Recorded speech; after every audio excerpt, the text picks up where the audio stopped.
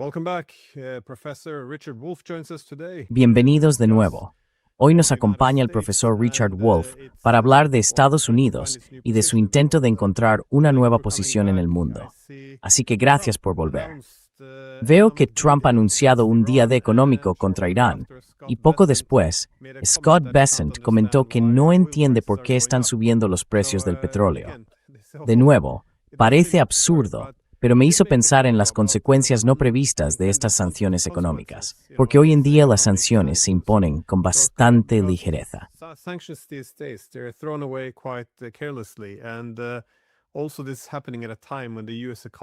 Además, esto está ocurriendo en un momento en que la propia economía estadounidense atraviesa serios problemas. Y no solo la economía de Estados Unidos, sino de hecho, todo su modelo económico, que le permite disfrutar de un privilegio tan exorbitante en el mundo. Así que me preguntaba, dado que también se están creando alternativas en otras partes del mundo para prepararse ante una posible crisis económica en Estados Unidos, o, sencillamente, ante la posibilidad de ser objeto de sanciones ellos mismos, ¿cuáles cree que podrían ser las consecuencias no deseadas de todas estas sanciones?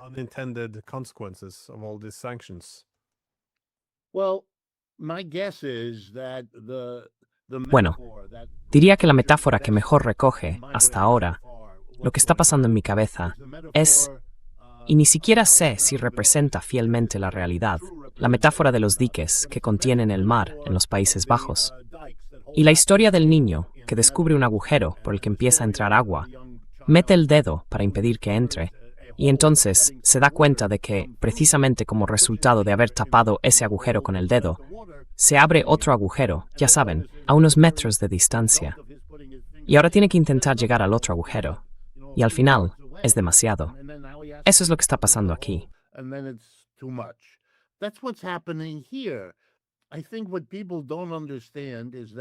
Creo que lo que la gente no entiende es que el mundo ha llegado ya a un punto en el que tenemos una auténtica economía global. Literalmente, cada parte está vinculada de forma compleja con todas las demás, ya sea mediante importaciones, exportaciones, movimientos de capital o cualquier otra cosa, directa o indirectamente. Por tanto, cualquier gran perturbación en cualquier lugar tiene ramificaciones, porque todo está conectado de formas increíbles por todo el mundo. Esto debería haberse entendido, pero no fue así. Si, por ejemplo, el mundo multiplica el endeudamiento de un gobierno, el endeudamiento del sector empresarial y el endeudamiento de los hogares.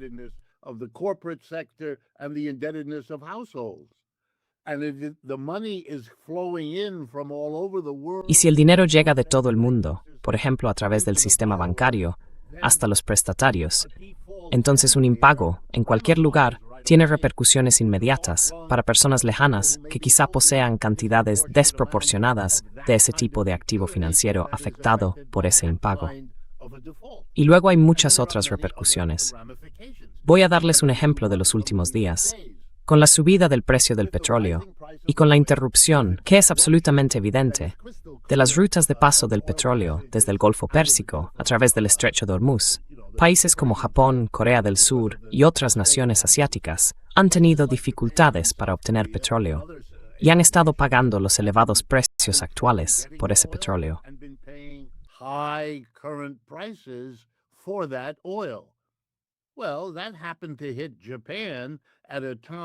Bueno, eso coincidió con un momento en que la situación general de Japón lo hacía cada vez más dependiente de la financiación en yenes, mientras aumentaban los costes derivados de los problemas en Irán. Con sus finanzas actuales, realmente no podían afrontarlo. Así que empezaron a hacer algo que, en cierto modo, podría haberse previsto, y muy bien podría haberse previsto. Pero creo que entra dentro de lo que usted llama consecuencias no intencionadas. Un yen a la baja, frente a unos precios del petróleo al alza, que tendrían que pagar cambiando yenes por dólares, o por la moneda en la que se vende el petróleo, deprimiría el yen aún más, por debajo de su ya bajo nivel. Y eso tendría efectos perturbadores. Japón sigue siendo la tercera o cuarta economía más grande del mundo. Es una economía impulsada por las exportaciones. Un yen a la baja plantea todo tipo de problemas en otras partes del mundo.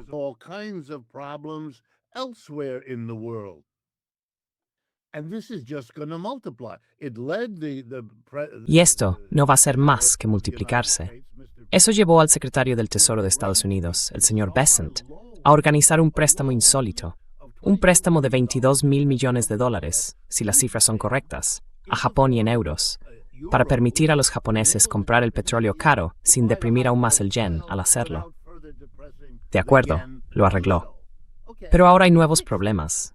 Resulta que, dentro de la política estadounidense, esto puede presentarse como que no hay dinero para atender miles de problemas locales muy urgentes aquí.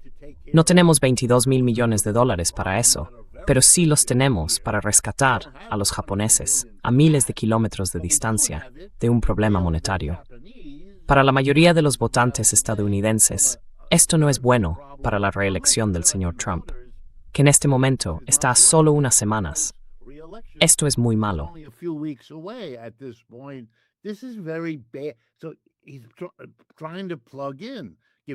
Así que está intentando conectarse. Le pongo otro ejemplo. Una de las cosas que estaba haciendo Japón para hacer frente a la caída del yen y a los problemas que corre el riesgo de desencadenar en todo el mundo, en sus mercados principales, era evitar tener que gastar más yenes en petróleo caro. Para ello, decidieron vender los bonos del Tesoro de Estados Unidos que habían acumulado. Japón es el mayor acreedor de Estados Unidos en el mundo. Posee más de $1 billón en bonos del Tesoro estadounidense. Empezaron a venderlos. Y de nuevo, sin entrar en demasiados detalles, para venderlos rápido, que era lo que tenían que hacer, bajaron el precio. Si baja el precio de los bonos del Tesoro estadounidense, suben los tipos de interés de los bonos a 30 años. Y una subida de los tipos de interés de los bonos a 30 años los pone en fuerte competencia con el único otro instrumento a 30 años que hay en este país, las hipotecas de vivienda a largo plazo.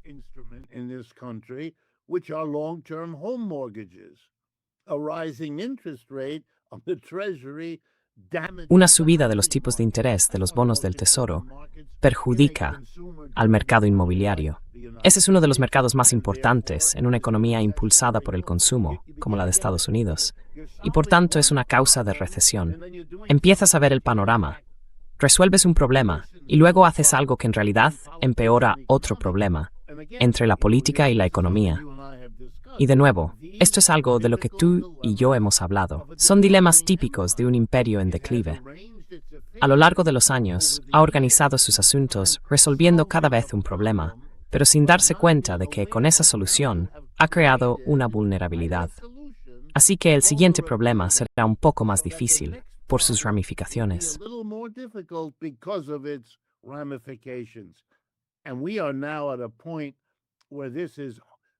Y ahora estamos en un punto en el que esto, literalmente, se nos viene encima. Tenemos una bolsa fuera de control, que hasta ahora no ha parado de subir, pero la brecha entre eso y la mayoría de la gente que no posee cantidades significativas de acciones o no posee ninguna, se está convirtiendo en un problema político. Así que el propio éxito de la bolsa es un fracaso del sistema político en su conjunto. Lo único comparable en este país, y está relacionado con todo esto, es que en las elecciones recientes ha quedado claro que contar con el apoyo del principal lobby financiero del país, en este momento, AIPAC, el lobby vinculado a Israel, es ahora un beso de la muerte.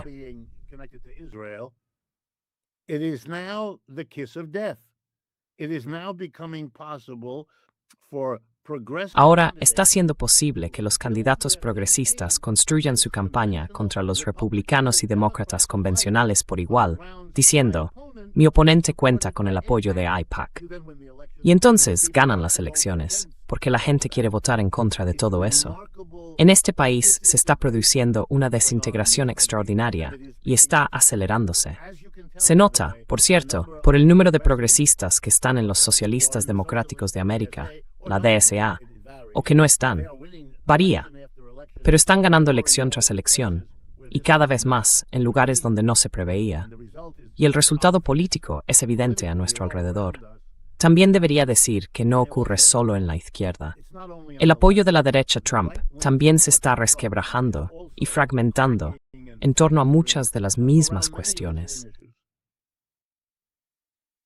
Yes, well, Es difícil negar que todas estas cosas estén ocurriendo. Pero lo que usted describe da la impresión de que el punto de ruptura ya ha llegado, de que no hay vuelta atrás.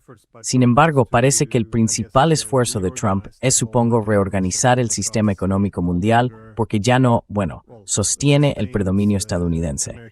De nuevo, Estados Unidos se está debilitando, como usted dice. Ya no hay forma de detenerlo. Entonces, ¿qué se hizo en el pasado? ¿Y cómo podría Estados Unidos intentar, supongo, reestructurarlo de una manera que le permitiera seguir manteniendo la posición de la que antes disfrutaba?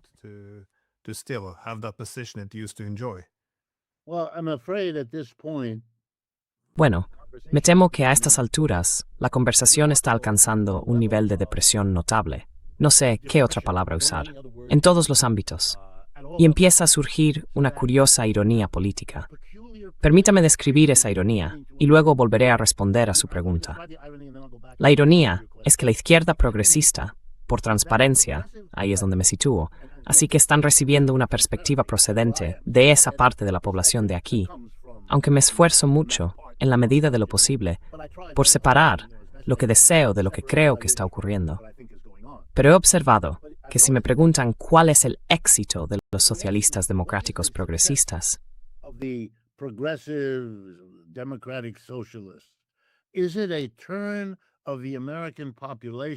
¿es un giro de la población estadounidense hacia el socialismo?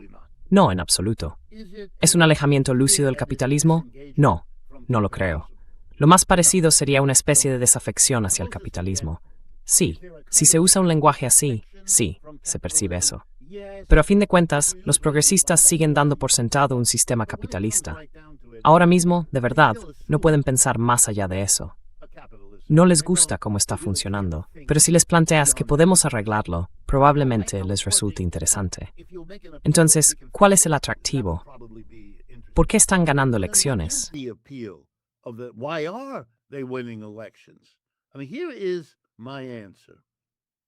Quiero decir, esta es mi respuesta. La izquierda es la única que tiene algo que decir que suena como si pudiera ser una solución. Es vago, no está desarrollado, sí, pero hay cierta positividad en eso de podemos salir ahí fuera y conseguir que el gobierno haga todas estas cosas buenas y vamos a votar y estamos llenos de jóvenes, no de viejos. Esto pasa a ser importante. Y es una política eficaz por la condición deprimida de MAGA, del presidente, de todo lo defensivo, viejo, cansado. Intento transmitirlo. Eso es lo que está pasando aquí. Ahora bien, esto responde a tu pregunta de la siguiente manera. Lo sé porque procedo del mismo sistema universitario de élite del que proceden las personas que dirigen el gobierno.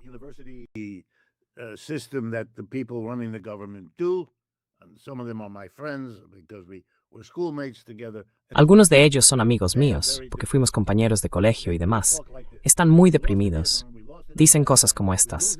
Perdimos en Vietnam, perdimos en Afganistán, perdimos en Irak, y ahora estamos perdiendo en Ucrania. Desde el punto de vista militar, la situación es muy deprimente. La revelación, hace 2 semanas, del estado de los baños que usan los marineros en el Abraham Lincoln, apuntó directamente a esa sensación de que todo se está desmoronando. El deterioro físico del presidente, que es un tema de interés constante en este país, y del que hablan continuamente los cómicos nocturnos y demás, ha llevado a la idea de que la guerra en Irán está perdida. Esa idea está ahora muy extendida.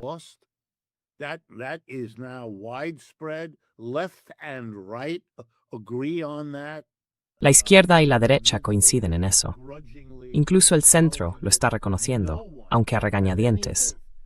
Nadie tiene fe en que la última ronda de sanciones vaya a resolver lo que todas las anteriores no lograron resolver. Así que hay desánimo. Es como ir tirando, con esfuerzo. Lo único que moviliza ahora a la derecha, son gestos simbólicos dirigidos a alimentar a los peores de entre ellos, porque son los únicos que le quedan. Los supremacistas blancos, la gente de las armas, los activistas antiaborto. Quiero decir, el titular de las noticias de hoy aquí, en Estados Unidos, era la siguiente historia, difundida por la Marina de Estados Unidos, que ahora está en el banquillo, como decimos, por la revelación sobre el Abraham Lincoln. Because of the Abraham Lincoln expose. What did the Navy do today? ¿Qué ha hecho hoy la Marina? Solo para que se hagan una idea. Han anunciado que hay un nuevo y enorme buque de guerra, cuya construcción está casi terminada y que estaba previsto desde hace tiempo que llevara el nombre de Doris Miller. Doris Miller, un marinero afroamericano que fue un héroe cuando el bombardeo de Pearl Harbor dio inicio a la Segunda Guerra Mundial. El barco iba a llevar su nombre, una decisión tomada, creo, hace varios años. ¿Qué ha anunciado la Marina? La Marina ha anunciado que está considerando cambiarle el nombre, no usar el de Doris Miller. Y la noticia de portada lleva la foto de este hombre negro, un joven marinero negro muy apuesto, y sustituirlo llamando al barco Trump.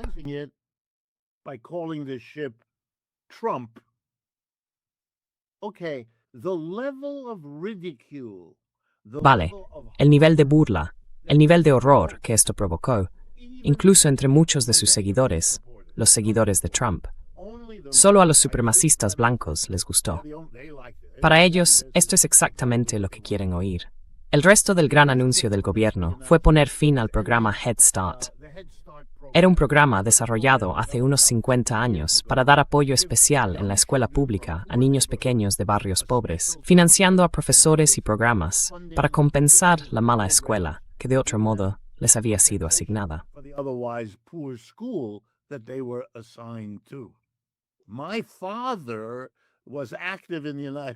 Mi padre participó activamente en Estados Unidos, ayudando a crear el programa Head Start hace 50 años. La vergüenza de esta medida contra los afroamericanos de eliminar lo que queda del programa Head Start. Esto es lo que tenemos y deprime a la población. Más que ninguna otra cosa, hace que la política sea fea, sucia, desagradable y repulsiva. Si a eso le sumas las interminables especulaciones sobre la joven algo perturbada que ahora está muy cerca de Trump todo el tiempo, todos los días, es un espectáculo de disfunción.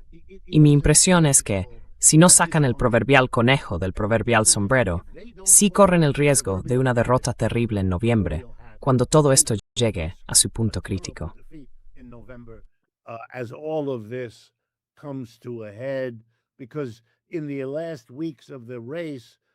Porque, en las últimas semanas de la campaña, los demócratas encontrarán el valor para decir algunas de estas cosas que hasta ahora no se han atrevido a decir. Sino para ganar las elecciones, al menos para reducir el atractivo del ala más progresista, que ahora disfruta de la atención pública, por ser los únicos con algún tipo de actitud positiva. Y en lo que respecta a la economía, que es mi especialidad, la magnitud de los problemas es sencillamente espectacular. El presupuesto del año que viene, que tiene que publicarse en las próximas semanas, volverá a tener déficit, probablemente mayor que el anterior, en un momento en que la capacidad de Estados Unidos para endeudarse es un problema. Si se endeudan al tipo normal a 30 años, tendrán que pagar más de un 5,25% de interés.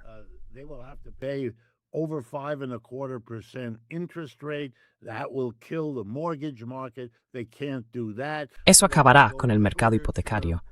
No pueden hacer eso, así que van a optar por plazos más cortos.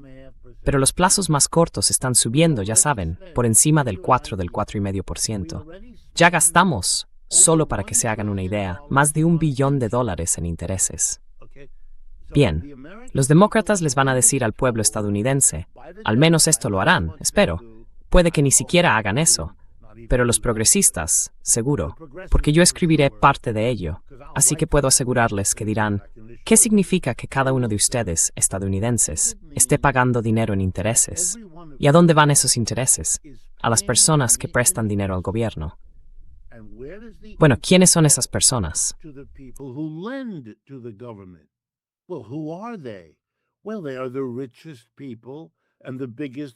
Bueno, son las personas más ricas y las mayores corporaciones del país. Y entonces viene lo decisivo. Yo explico, como profesor de economía, que las corporaciones y los ricos tienen dinero para prestárselo al gobierno, porque el gobierno no les cobra impuestos. Las grandes rebajas fiscales del primer mandato del señor Trump, y después otra vez en el segundo mandato, les dan ese dinero. Así que, al no tener que pagar impuestos, el mismo dinero que habrían tenido que pagar en impuestos, se lo han prestado al gobierno, y entonces nos toca pagarlo a nosotros. cuando termino ese discurso, tendrían que ver a esos públicos.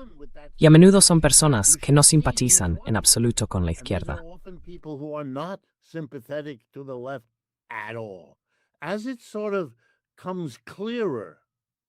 A medida que se va viendo más claro que hay conflictos que no pueden resolverse de una forma aceptable, ocurre algo en el ámbito económico no muy distinto de la guerra con Irán, donde nada de lo que ha intentado el presidente parece funcionar. Los bombardeábamos, les lanzábamos misiles, los bloqueábamos, y parece que no pasa absolutamente nada. El presidente dice que todo va bien en el estrecho de Hormuz, y luego otros organismos de su gobierno explican que no está pasando nada en el estrecho de Hormuz. Esto es insostenible a más largo plazo, y con eso me refiero a entre 6 meses y un año. No puede. No puede.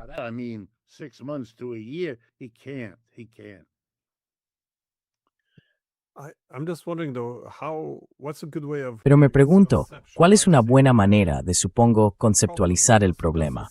Porque no parece que sea solo una cuestión de izquierda y derecha. Es una época bastante transformadora, no solo para el mundo, sino también para Estados Unidos.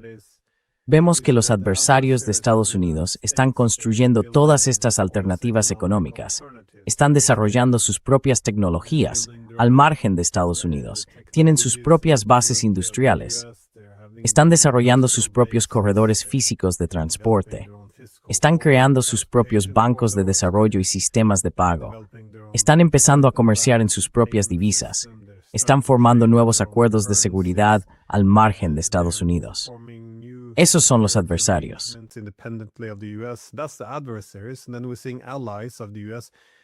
Y estamos viendo que los aliados de Estados Unidos se preocupan cada vez más por su dependencia de un país que no solo está en declive, sino que además se está volviendo mucho más temerario. E incluso dentro de Estados Unidos, todos vemos estos cambios. Como usted señaló, hay claramente enormes problemas económicos. Bueno, Estados Unidos tiene muchos recursos económicos. Es inmensamente poderoso, pero todos esos recursos son muy limitados. Y, en cuanto a lo que Estados Unidos está intentando hacer, vemos que la guerra contra Irán está fracasando. La guerra indirecta contra Rusia está fracasando. La guerra económica contra China está fracasando. Dentro de Estados Unidos, la revolución tecnológica parece una burbuja tecnológica. El plan de reindustrialización no funcionó. Reactivar el dólar no está funcionando. El sistema financiero, como usted señaló, está bajo presión. Esta semana, $40 billones de deuda neto.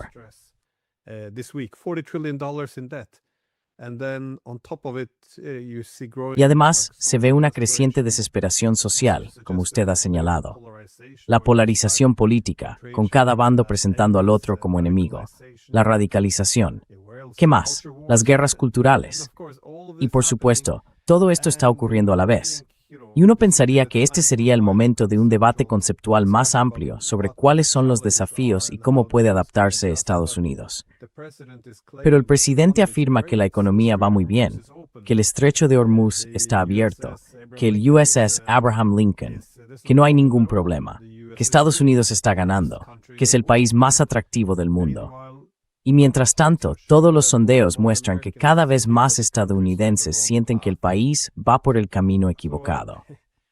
Así que, sin hacer preguntas excesivamente tontas, ¿cuál sería ese camino equivocado?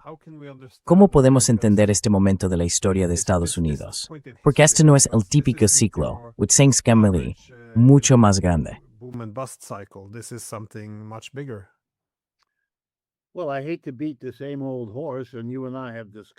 Bueno, no me gusta insistir siempre en lo mismo, y tú y yo ya hemos hablado de esto antes. Para mí, el marco conceptual que considero útil es la idea de que estamos viviendo el declive del imperio estadounidense. Creo que eso recoge el vínculo, o lo que conecta todas las cosas que acabas de repasar. Déjame explicarlo. Yo diría que el número de referencias a un imperio en declive que veo a mi alrededor, en la prensa estadounidense y en la cultura estadounidense de hoy, es 10 veces mayor que hace un año.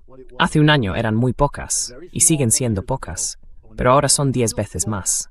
Ya no soy, como lo fui durante un tiempo, uno de los poquísimos escritores que hablaban así, que pensaban que para los demás aquello parecía excesivo.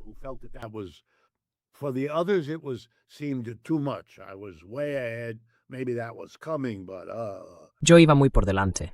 Quizá eso estaba por llegar, pero, en primer lugar. En segundo lugar, lo que impedía que la gente viera el declive del imperio era una perspectiva que viene al caso para responder a tu pregunta. Estados Unidos sigue siendo, por supuesto, un sistema económico y político muy rico y con muchísimos recursos, también militar y todo lo demás. Sería absurdo, y no es mi intención, sugerir lo contrario. Pero esa misma riqueza y esa misma capacidad de recursos, como ya tienen unos buenos 100 años de antigüedad, se han convertido, si me perdonan el hegelianismo, en su propio contrario. Become its own opposite. It is becoming a terrible burden. Se está convirtiendo en una carga terrible porque alimenta, especialmente entre los principales políticos de ambos partidos, la idea de que nunca debemos dejarnos disuadir por los problemas. Sí, por supuesto, tenemos problemas, pero contamos con todos los recursos necesarios para superarlos. Esto es un error terrible. Puedes tener todos los recursos. Mire, si compara a Irán en febrero de este año con Estados Unidos como adversarios militares y después añade a los israelíes como aliados de Estados Unidos, ¿a qué conclusión llegaría sobre la probabilidad del resultado de esa guerra? Y la respuesta sería, pobre Irán, pero habría sido un error. But it would have been a mistake. It would have been a mistake because not because the United States Habría sido un error. No porque Estados Unidos no sea una potencia militar muchas veces superior a Irán. Lo es. Pero es una potencia militar cuyos dirigentes están tan acostumbrados a salir adelante a trompicones, como solían decir los británicos de su imperio. Ya sabe, vamos tirando. De algún modo, nuestra riqueza y nuestros recursos nos han permitido salir adelante. Y hay algo de verdad en eso. La hay. Tenías riqueza, acumulaste riqueza, y esa riqueza te ayudó a superar crisis anteriores. Quiero decir, el capitalismo estadounidense se derrumbó en los años 30. Quiero decir, realmente se desmoronó durante una década, y sin embargo se recuperó. Tenía los recursos para reconstruirse, pese a la Guerra Mundial, y en parte gracias a ella, pudieron hacerlo.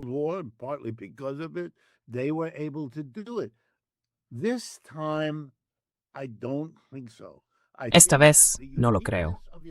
Creo que la singularidad de Estados Unidos y la riqueza que fue capaz de crear, especialmente después de la Segunda Guerra Mundial, no tienen precedentes en sus raíces y por tanto tampoco en su vulnerabilidad.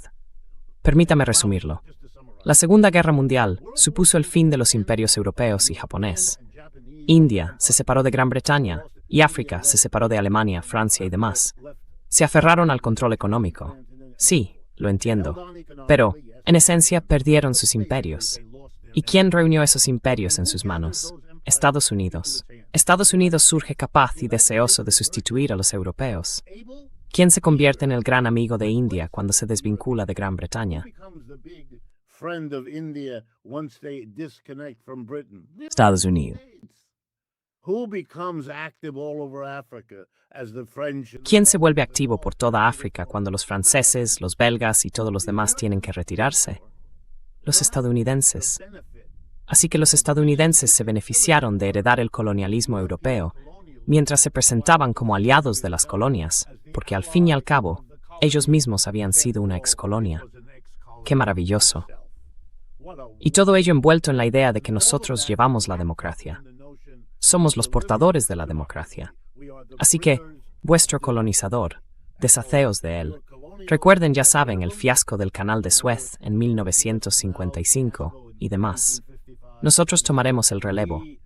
Y eso le dio a Estados Unidos, y esta es la parte importante, también le dio la posición de la que habían disfrutado los europeos.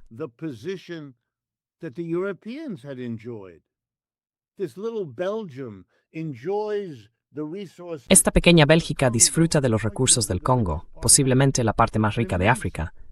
Un país inmenso, con recursos inmensos, que canaliza toda esa riqueza hacia la pequeña Bélgica. Claro, Bélgica podía enriquecerse, tener un alto nivel de vida, disfrutar de toda esa riqueza, y lo mismo Francia, y lo mismo España, Portugal, Gran Bretaña, y así sucesivamente. Todo eso ahora, exagero, por supuesto, está canalizándose hacia Estados Unidos que, en la segunda mitad del siglo XX, está cosechando la riqueza que fluye hacia él. aunque la riqueza extraída de África fuera la mitad de lo que extrajeron los belgas. Was cut by half of what the Belgians did. When you add up all the Belgians, the French, the Germans, Cuando sumas a todos los belgas, los franceses, los alemanes y demás, Estados Unidos los superó, literalmente. Eso le dio un impulso enorme. Y así, en la segunda mitad del siglo XX se produjo la posición absurda de Estados Unidos. Número 1 políticamente, número 1 como exportador, número 1 como importador, número 1 como fuente de capital, el dólar como moneda global, todo eso. Pero era intrínsecamente vulnerable a la circunstancia absurda de que esos dos océanos lo libraron de los horrores de la Primera y la Segunda Guerra Mundial, que es como la Europa colonial se destruyó a sí misma junto con Japón. Así que lo que estamos viviendo ahora es la retirada de todas las piezas. Y miren Irán, es como un símbolo estridente de todo esto. it's like a screaming symbol of all of this. We begin our story with overthrowing Empezamos nuestra historia con el derrocamiento de Mossadegh en 1953, una operación chapucera llevada a cabo por los británicos, pero básicamente orquestada por la CIA. ¿Y a quién ponen en su lugar? A un elegido por Estados Unidos, el Shah, esa vieja familia del agrado de los hermanos Dulles en Washington. Así que lo colocan allí, igual que el Departamento de Estado eligió a Zelensky para ponerlo como líder en Ucrania hace unos años. Bien, y luego tienen a Irán durante una generación bajo este dictador loco, el Shah. Al final lo derroca la única fuerza social que no pudo destruir, la comunidad religiosa islámica. Entonces, ¿quién lo derroca? Esa comunidad, el Ayatollah y la comunidad.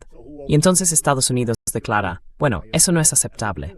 and then the United States declares, well, that's not acceptable. We didn't pick it. You overthrew us. The Shah, by the way, No lo elegimos nosotros, ustedes nos derrocaron.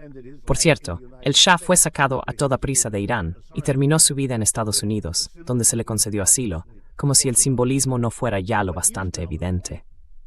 Pero aquí está la cuestión. Los oprimidos, los derrocados, el ejemplo perfecto de lo que intento esbozar. La historia ahora ha dado la vuelta completa. Irán ha logrado bloquear a Estados Unidos. Por fin descubrió cómo hacerlo, poniendo sus silos de misiles bajo tierra, en sus montañas, etcétera, etcétera. ¿Cómo escapar de...? Bueno, voy a exagerar, pero todos los demás países también están haciendo eso. Amigos y enemigos por igual intentan averiguar cómo salir de debajo de esa amenaza. Y la ironía es que ahora parece que el mundo entero está contra el señor Trump. like the whole world is against Mr. Trump, and he looks like he's against the whole world, which he is. Y parece estar contra el mundo entero, y lo está, porque el mundo entero se está retirando de la posición que se le concedió a Estados Unidos. Se acabó. Para el resto del mundo, es decir, en muchos sentidos, son buenas noticias. Para Estados Unidos es terrible. Y aparece un Trump que lo escenifica. Va a imponer aranceles a todo el mundo. Va a sancionar a todo el mundo. Y está convencido de que la riqueza de Estados Unidos es tan desproporcionada respecto al resto del mundo que la mera amenaza de su desagrado debería bastar, porque así fue siempre durante los últimos 75 años. Estamos viviendo el desmembramiento, la disolución de la economía mundial construida en torno a Estados Unidos, y no creo que se pueda hacer nada para detenerlo, con una salvedad. To stop it, with one caveat. Recently, there have been a number of statements Recientemente se han filtrado varias declaraciones del ejército estadounidense que apuntan a que hay conversaciones sobre armas nucleares tácticas. Bien, ¿por qué querrían hacer eso? Saben que nuestros adversarios, al menos algunos de ellos, como Rusia y China, por ejemplo, tienen todos los medios necesarios para hacer llegar esas armas aquí, a Estados Unidos. Yo estoy en Nueva York, un objetivo prioritario. ¿Por qué los estadounidenses querrían hacer eso? Pues porque están contemplando una situación que se está desintegrando y no saben qué hacer. Están desesperados y no se les ocurre nada que puedan plantear, salvo armas nucleares. Por cierto, hablan específicamente de utilizar armas nucleares en Irán. Quiero decir, también podría ser en otros lugares. Han llegado a tal límite de lo que pueden imaginar hacer, que es ahí donde tienen la cabeza. that's where their heads are. Bueno, da la impresión de que los adversarios de Estados Unidos son capaces de encontrar un papel y su lugar en un mundo posterior a Estados Unidos.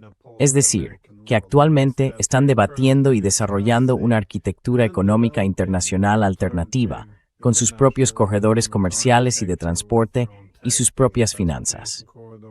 También están hablando de nuevos acuerdos de seguridad.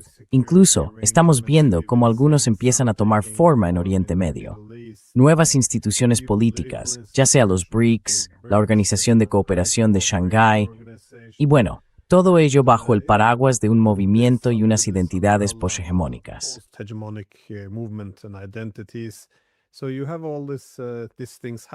Así que están ocurriendo todas estas cosas. Y de nuevo, difícilmente existe un consenso global, pero yo diría que se están adaptando con entusiasmo a las nuevas realidades. Pero los aliados de Estados Unidos han mencionado los antiguos imperios europeos y japonés. Después de la Segunda Guerra Mundial, cuando perdieron sus imperios, encontraron un nuevo papel en el mundo. Se convirtieron en socios menores de Estados Unidos, es decir, en nodos del imperio estadounidense. Ya sabe, si eres una cabeza de puente, si eres los británicos, los alemanes o los japoneses, puedes tener una posición muy privilegiada dentro del imperio estadounidense. Así que ese pasó a ser, en cierto modo, su nuevo papel.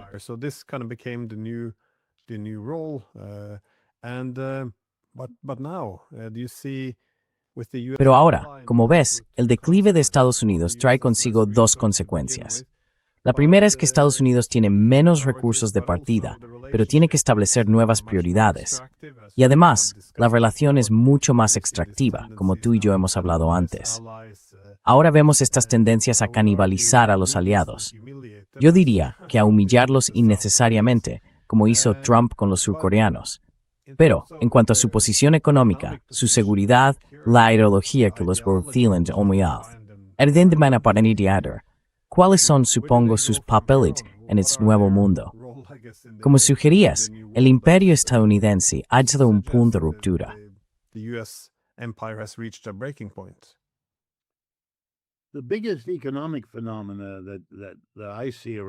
El mayor fenómeno económico que veo a mi alrededor es la transición sistemática en curso. Está ocurriendo en más lugares, más rápido y con menos oposición de la que habría esperado. Es la transición de lo que antes se llamaba neoliberalismo a un nacionalismo económico muy duro. En otras palabras, al diablo el libre comercio, al diablo el mercado. El mercado no se comporta como es debido. Intervenimos. Trump está adquiriendo participaciones en una docena de empresas estadounidenses, especialmente en el sector de la alta tecnología, Intel y otras. Está comprando enormes paquetes de acciones. Bezant está interviniendo en los mercados de divisas. Está interviniendo en el mercado de los bonos del Tesoro de Estados Unidos.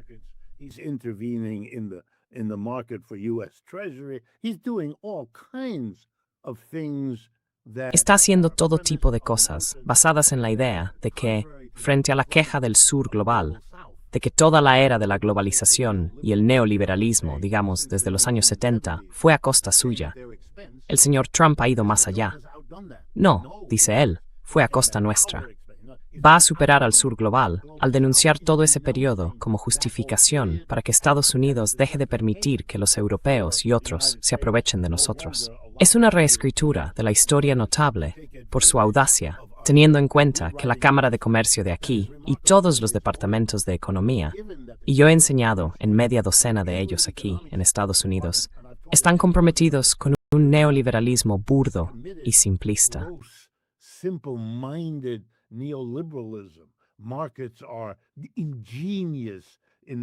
Los mercados son ingeniosos inventos de la mente humana que nos dan resultados óptimos o son motores de eficiencia. Eso es absurdo a primera vista, contradice la historia que todos conocemos y carece de sentido matemático. Yo hice las cuentas antes de estudiar economía. Aquí ha sido una religión, y esa religión está siendo desechada en favor de un nacionalismo grotesco. Lo ejemplifica la decisión, como demostración al mundo de lo que queremos decir, de matar a esos pescadores, que ya son más de 200, en pequeñas embarcaciones en el Caribe, sin juez, sin jurado, sin abogado, sin pruebas. El gobierno decide que eso es lo que hacen, sin inspeccionar la embarcación. Sabemos lo que hacen. Los observo desde satélites y los matamos. Viewing them from satellites, and we kill them. This despite the fact that inside the United States, Esto, pese a que dentro de Estados Unidos, donde tenemos leyes contra el narcotráfico, si te declaran culpable, nunca te matan. No es un delito castigado con la pena de muerte. Estamos matando. Le estamos mostrando a los pueblos latinoamericanos que estamos reimponiendo la Pax Americana a lo grande, en parte porque no podemos hacerlo en buena parte del resto del mundo. Creo que espero que esto salte por los aires cuando los europeos se den cuenta de que, después de la Segunda Guerra Mundial, por comprensible que fuera lo que hicieron, ahora, en retrospectiva, apostaron por el caballo equivocado. Y ahora están sufriendo lo que ocurre cuando apuestas por el caballo equivocado. Han ligado su destino al caballo que está perdiendo. you've hooked your fate to the horse that's losing. And at some point, you're going to get, I expect. Y en algún momento, creo que vas a ver, y tú lo sabes mejor que yo, Glenn, que las fuerzas dentro de Europa van a irrumpir. Ya sea Alternativa para Alemania en Alemania, o Reagrupamiento Nacional en Francia, o quien sea, quién sabe, van a irrumpir y van a cerrar nuevos acuerdos con Rusia y China. Y eso va a obligar a toda Europa. Sinceramente, no veo cómo sobreviviría la OTAN a eso. Pero sobreviva o no, va a ocurrir. Es como hace años, cuando el gobierno griego, en una de sus crisis periódicas, decidió poner a la venta el puerto del Pireo, que está un poco apartado de la ciudad portuaria de Atenas. Y los chinos lo compraron. Y pensé, vaya, qué señal. Y ahora sigo las actividades de la corporación BYD, la empresa china de coches eléctricos. The electric car company from China. It is now the owner of more and more. Ahora es propietaria de una parte cada vez mayor de la industria alemana. Creo que esto ya es solo cuestión de tiempo. Los alemanes podrían haberlo impedido, pero no lo hicieron. Habría sido costoso y peligroso para ellos intentarlo. Decidieron no hacerlo. Creo que eso anticipa la próxima decisión, y no me sorprendería que fueran los alemanes quienes la tomaran. Es una vieja cuestión europea, una alianza germano-rusa, y eso enfrenta al resto de Europa a una situación en la que ahora tendrán que actuar. Y Estados Unidos saldrá de todo esto. Bueno, tendrá suerte si consigue conservar a Gran Bretaña cuando se asiente todo el polvo. Creo que eso está por llegar. Creo que van a ver el desmembramiento literal y físico del imperio, porque todas las condiciones para ello ya han madurado hasta el punto que vemos. Now matured to the point that we see. Yeah, it would be interesting to see such a shift in Germany. Sí, Again, it sería might interesante ver un cambio así en Alemania. seem very unlikely De nuevo, because ahora puede because parecer muy poco Germany probable, has become simplemente more porque Alemania se ha convertido en uno de los gobiernos más, supongo, beligerantes y también antirrusos de toda Europa. Pero de nuevo, cuando llevan las cosas tan lejos, hasta ese extremo, ya sabe, ese péndulo volverá. Y creo que por eso Alternativa para Alemania es, digamos, la oposición más poderosa de Europa que de verdad quiere hacer algo diferente. Querréis tipinli hayas algo diferentes. to do something different, that actually could do something different. And it would be good to see Y estaría bien ver si se posiciona de una forma que pudiera, supongo, crear un modelo, un verdadero modelo económico para Europa. Y también uno que tuviera interés en salvar algunas de las instituciones y normas que realmente construimos durante las últimas décadas, porque parece que ahora se está tirando todo por la borda. Todo este mundo abierto y conectado que todos construimos durante las últimas décadas. Teníamos normas e instituciones, como el derecho internacional bajo las Naciones Unidas, las reglas de las finanzas internacionales. Incluso eso, quiero decir, si eres un país como Rusia, Irán o Venezuela, ya no significa nada. Se ve con qué facilidad se puede tirar todo eso por la borda. Las reglas comerciales, como están comprobando los chinos, no significan nada, incluso los corredores de transporte libres y abiertos. Transportation corridors. I mean, freedom of navigation, as you pointed out, has been replaced by Quiero decir, la libertad de navegación, como ha señalado, ha sido sustituida por bloqueos navales y por matar a pescadores. Quiero decir, es bastante extremo. Y ahora incluso se ven principios que se consideraban el principio fundamental del occidente liberal democrático, como la democracia. Ahora, si estás en Rumanía y votas al partido equivocado, simplemente anulan las elecciones. Se oye a los alemanes decir lo mismo. Si votas mal, si votas a AfD, esos estados podrían perder gran parte de su posición autónoma.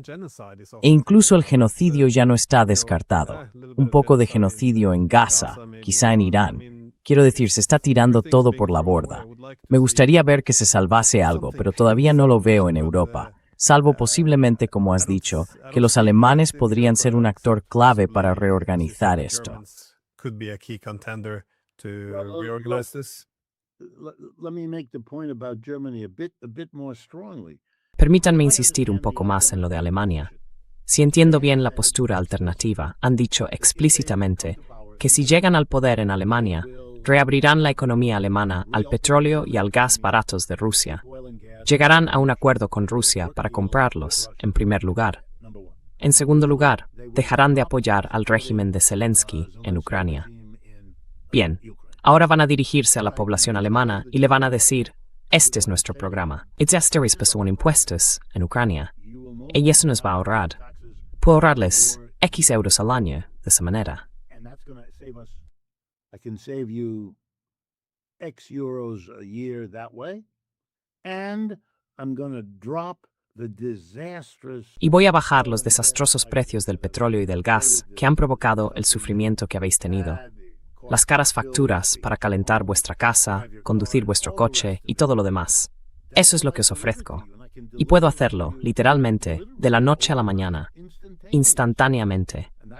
Y eso es lo que conseguís. Y además, si sois de derechas, mantendré fuera a los inmigrantes. Pero impedir la entrada de inmigrantes no les bastará, y ellos lo saben. Son esos otros argumentos los que funcionarán. Y luego añades que, si paramos la guerra, también frenamos la población inmigrante. Así consigues otro argumento por esa vía. Y si paras la guerra en Irán, si impides que los estadounidenses hagan locuras, eso también evitará que vengan más inmigrantes. Also will prevent more immigrants from coming, because they all come from, not all, but you understand it. Porque todos vienen de, no todos, pero ya me entiendes, de Oriente Medio, los sirios y de toda Europa. Esta es la gente que está llegando. Es un argumento muy potente para una opinión pública alemana que está muy... Mira las encuestas de Merz. Quiero decir, es un indicador estupendo y un rival estupendo para ellos, por haber sido el jefe de BlackRock, una firma estadounidense de capital riesgo en Alemania, antes de convertirse en su líder. Quiero decir, es un títere estadounidense. Ellos lo presentan así, y él se presenta así. Y por lo que sigo, su popularidad en Alemania ha caído en picado. No sé si te lo he contado, Glenn. Mi madre nació en Berlín. I don't know if I told you, Glenn, my mother was born in Berlin. I've spoken German ever since I've been a child. Hablo alemán desde que era niño. Lo aprendí antes incluso que el inglés. Aprendí alemán, así que presto atención. Y aunque se añada a eso el desencanto de la extrema izquierda, entre el partido Die Linke y Sarah Wagenknecht, los dos grupos de izquierdas, antes era un solo partido, ahora son dos. Si los sumas, estás hablando fácilmente de entre el 10 y el 15% de la población alemana. Estás creando una dificultad para el centro que va a ser muy, muy dura. Y no van a haber mucho video de Estados Unidos. Elon Musk va a financiar para Alemania. Elon Musk is going to fund the Alternative für Deutschland. And by the way, as that happens, the middle... Y por cierto, a medida que eso ocurra, el centro que está a la izquierda se unirá a Die Linke. El Partido Socialdemócrata no tiene remedio. Así que se unirán a Die Linke o a Sarah Wagenknecht, que es más popular, no sé si la conoce, como oradora y como fenómeno que nadie en Alemania. Es una situación política extraordinaria, realmente extraordinaria. Y ya sabe, nací en Estados Unidos. He vivido aquí toda mi vida. El nivel de desafección hacia los partidos republicano y demócrata que veo a mi alrededor aquí, en Nueva York, supera cualquier cosa que haya visto, sentido o leído en toda mi vida. Or read about in my entire life. Nothing in the 1960s came close. Nada de lo que ocurrió en los años 60 se acerca al nivel de desafección que tenemos ahora. Es sencillamente increíble. Está perfectamente alineado desde el punto de vista cronológico. En otras palabras, cuanto mayor es la persona, menos hay de eso que estoy describiendo. Cuanto más joven, más. Y literalmente, el tiempo, ya saben, la gente mayor va muriendo. La sustituyen los jóvenes. Y para ellos, ya saben, la Guerra Fría es historia antigua. No saben nada de ella. No les importa. Viven en un capitalismo que les prometió toda una forma de vida que no está a su alcance. Y lo sienten, lo saben, y cada día se lo reafirma. And they are reinforced in it on a daily basis. Yeah, I actually had Sarah Wagenknecht De hecho, from the tuve en left este on podcast this a Sarah podcast. Wagenknecht Also de la had izquierda several people y también a varias personas de AfD, de la derecha. Y ahí es un poco donde empecé. Estaba pensando de verdad en todo eso, en ese, sí, vaivén del péndulo al que me referí antes, porque Scholz y Merz llevaron a Alemania en una dirección tan belicista y radical, con todo ese entusiasmo por la guerra y todas esas horribles políticas económicas, que creo que tendría que producirse una corrección enorme. Y esa corrección será o bien por la izquierda o bien por la derecha. Pero en cualquier caso, sí, sin duda se avecina algún tipo de corrección. Así que es un poco extraño pensarlo de esta manera, pero quizá los países que se pasan más de la raya son los que realmente pueden reunir suficiente oposición política como para, después de todo, marcar una diferencia. En fin, creo que se nos ha acabado el tiempo. Como siempre, espero con ganas nuestras conversaciones y siempre aprendo algo. Muchísimas gracias. My pleasure. I value the El placer es mío. Valoro esta conversación y valoro el trabajo que están haciendo. Cada vez más amigos y colegas míos aquí, en Estados Unidos, conocen sus programas y los esperan con interés. Así que nos están ayudando mucho. Y si yo puedo serles de utilidad, estupendo. Es lo que aquí llamamos una situación en la que todos ganan. we call here a win-win situation.